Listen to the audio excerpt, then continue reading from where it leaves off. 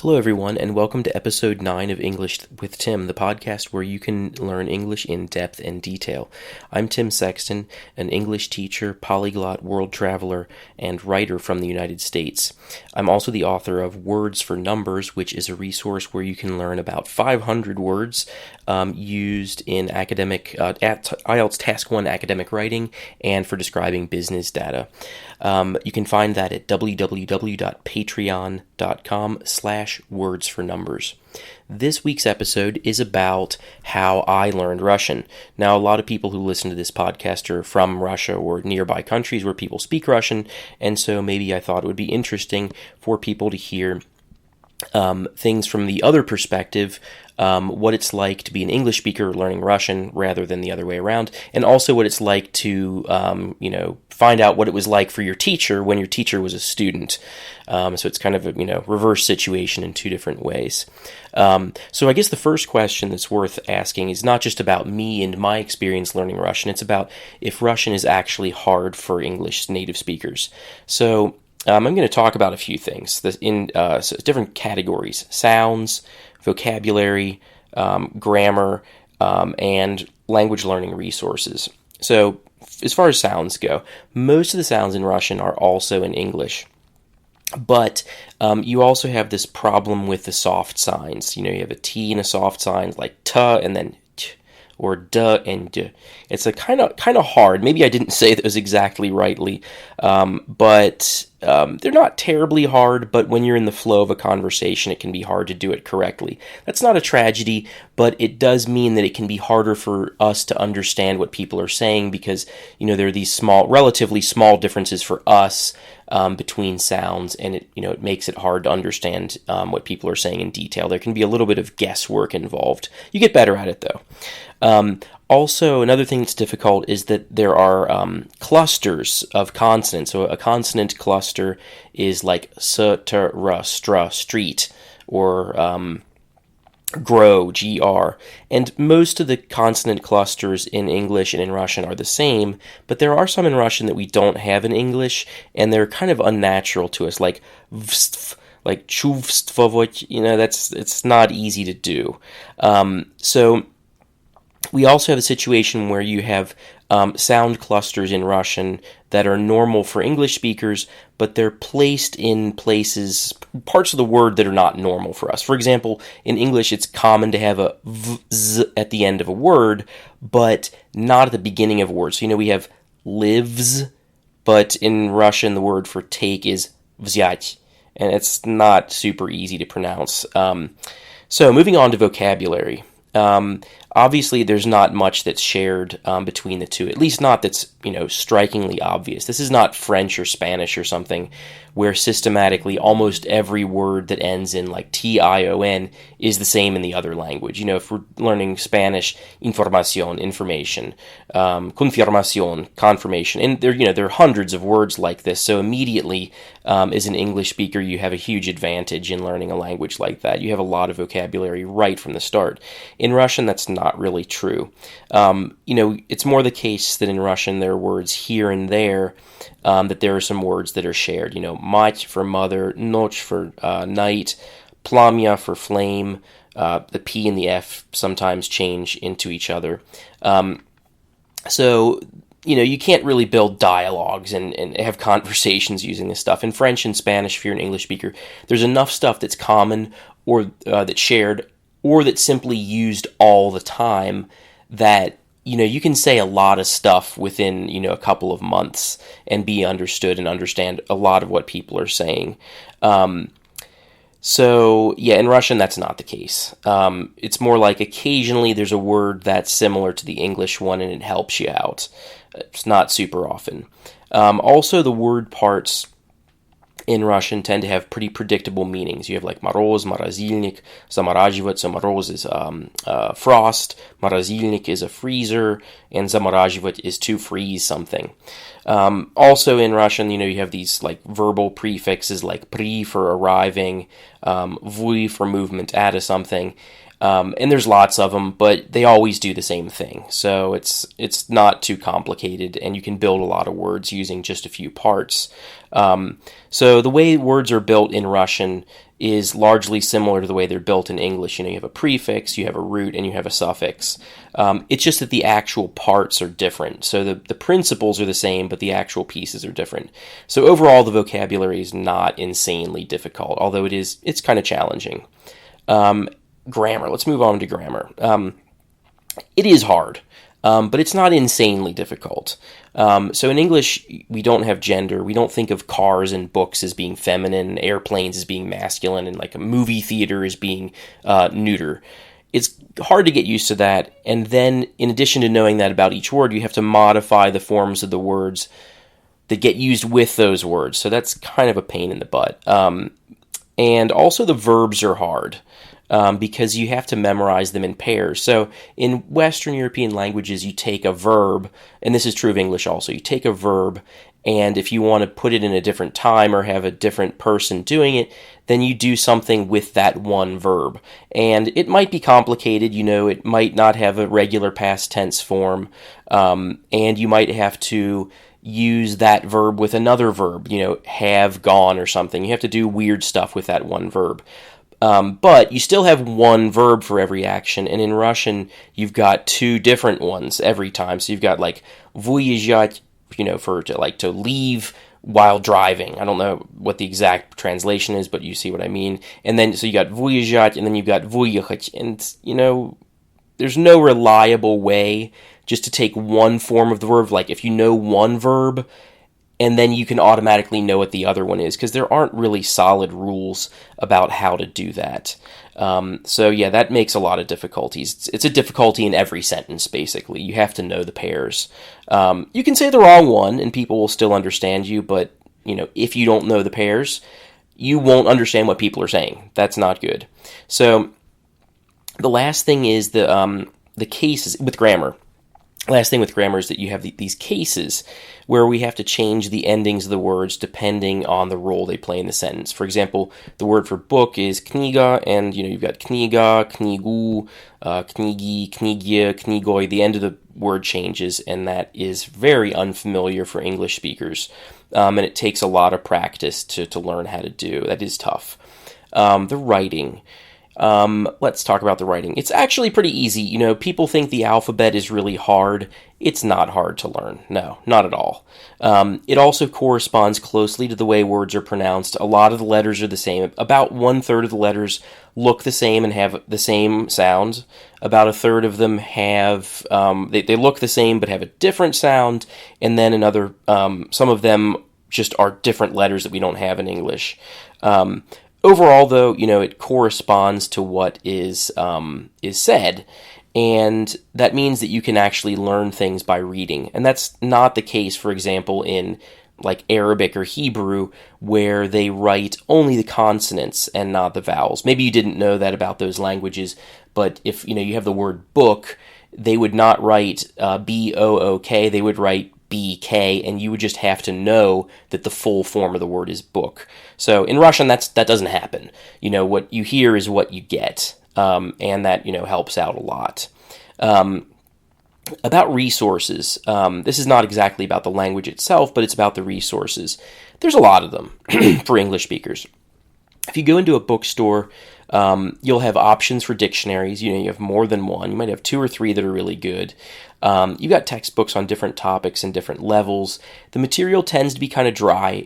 The textbooks don't look like English textbooks as much, where you've got, colorful pictures and stuff. But I actually don't think that stuff helps that much, except to motivate people and, get them excited about learning. So, it's not actually too bad, actually. You have a fair amount of resources that are a little bit dry. And this is not some African or American Indian language that nobody's ever heard of, and where the culture is completely different, and there's tones, and, the only dictionary was written by a missionary in 1970 or something, and, you've got to learn using only this dictionary and talking to people and figuring out the grammar yourself. No. Everything you need is there. It might not be exactly what you want, but it tells you the information you need. Maybe just not in the way you want it presented to you.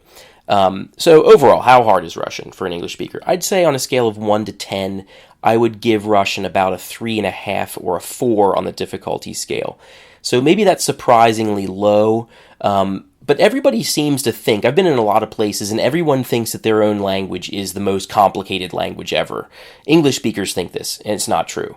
Russian speakers think this, and it's not true. French speakers, everybody thinks their language is hyper complicated, and, I mean, some of them are right. Some of them are more right than others, but Russian is not the most insanely complicated language in the world. It doesn't have tones. I've described it already.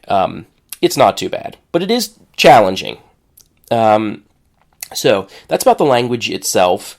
And what about me? So I had some, before I went to Russia, I first went to Russia in 2006, and I left in 2009. I went to Kiev in 2009 and left there in 2010. So I had about 3.5 or 4 years of being in, places where I used Russian. And I had some advantages before going, advantages for learning Russian. So I had learned French and Spanish in high school, which doesn't help you that much, but those languages do have gender. They have masculine and feminine nouns and adjectives. It's not quite the same as with Russian, where you have, or German, for example, where you have a third gender, but it does help. The concept does. I'd also learned German. German has cases like Russian does. It has fewer of them. It has 4 instead of 6. But they're quite similar. And also meanings of words. German helped me a lot with meanings of words because German is different enough from English that you have meanings of words that you don't really expect in English. It's different enough that it feels more foreign than French or Spanish or Italian or something. And so, dealing with words that had unusual meanings and unusual nuances, that helped a lot. I also, in terms of learning languages, I had experience with learning and not seeing results, and knowing that not seeing results was something temporary. So when I learned German, in the beginning, I went for a long time and was like, am I learning anything? I mean, okay, I do okay on the tests that I have in university, but am I learning the language? And I kind of felt like no, and then I went to Germany. I studied with a lot of flashcards before I went to Germany. I got a lot of flashcards, made them with, out of paper, and studied probably, over 1,000 words. And when I got there, I couldn't understand what people were saying. My German got a lot better later, but I had this feeling with Russian again that, okay, I'm not making any progress, but it has to be leading somewhere. At some point it is going to get better, and it did.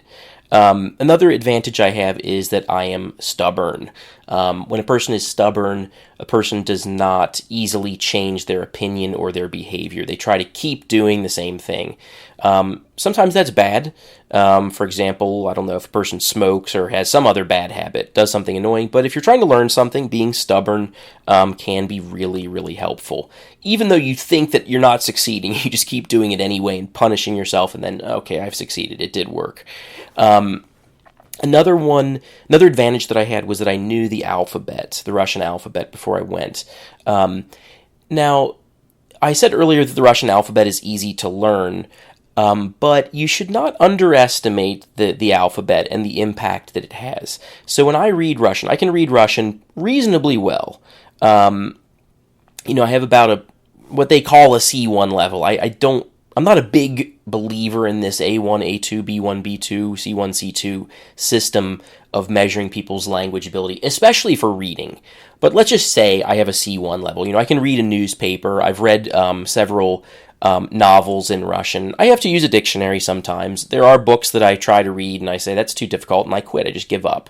But overall, I can read pretty well. And when I read, even when it's a book that I understand well, I notice that my eyes move over the page more slowly. When I read in English, my eyes just dance across the page. I know what words are coming next because I know the collocations, I know how the sentences are built, and it's just, of course it's my native language, but my eyes recognize the letters faster than they do in Russian. Same is true if I read Spanish, for example. I can read on the page and just bam, bam, bam. I feel how much more quickly my eyes are moving. I've got thousands and thousands of hours. I'm now in my 40s. I've got thousands and thousands and thousands of hours of reading using languages that use the Latin alphabet. That's not true in Russian. I don't know how many hours I've spent reading, but let's say it's 1,000, which is probably 20 times or 30 times less than what I've spent reading in English.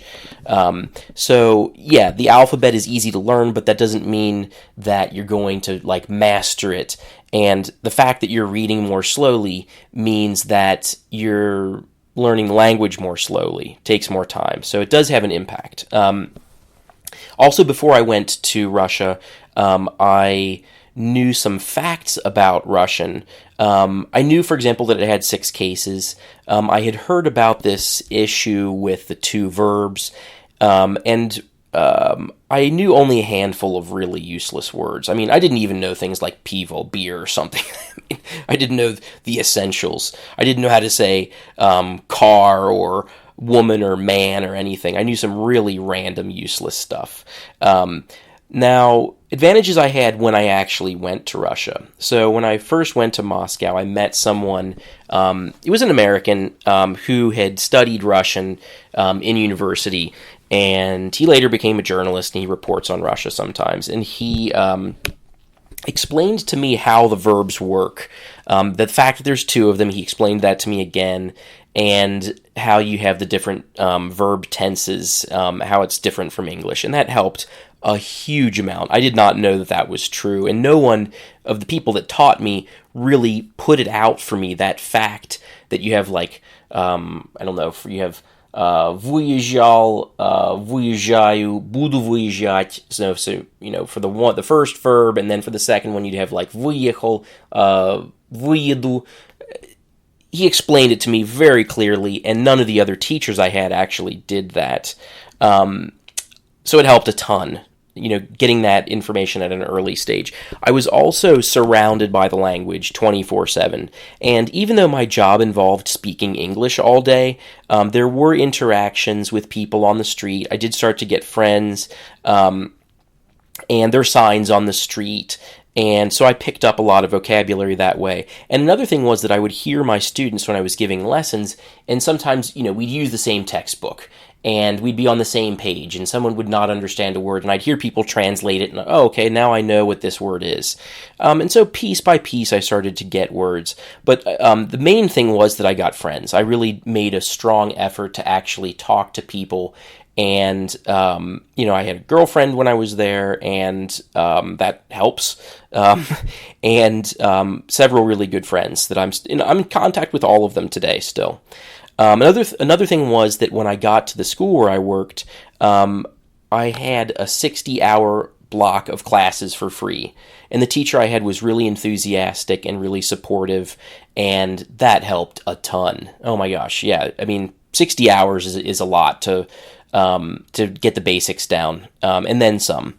And also at the time, this is a while ago in Russia, but at the time, a lot of people did not speak English. That's still true, but I think in Moscow, if somebody's like 15 or 16 years old, probably they speak reasonably good English, maybe lower intermediate.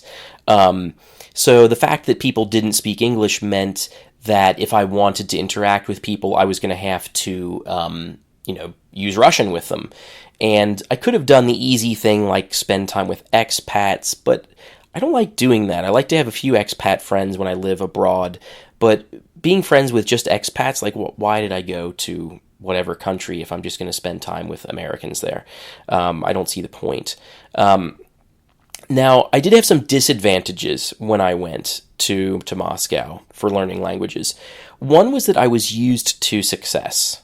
French and Spanish are not terribly hard. They're hard. They get harder as you get deeper into them, but the advanced and, maybe upper intermediate parts of them are hard.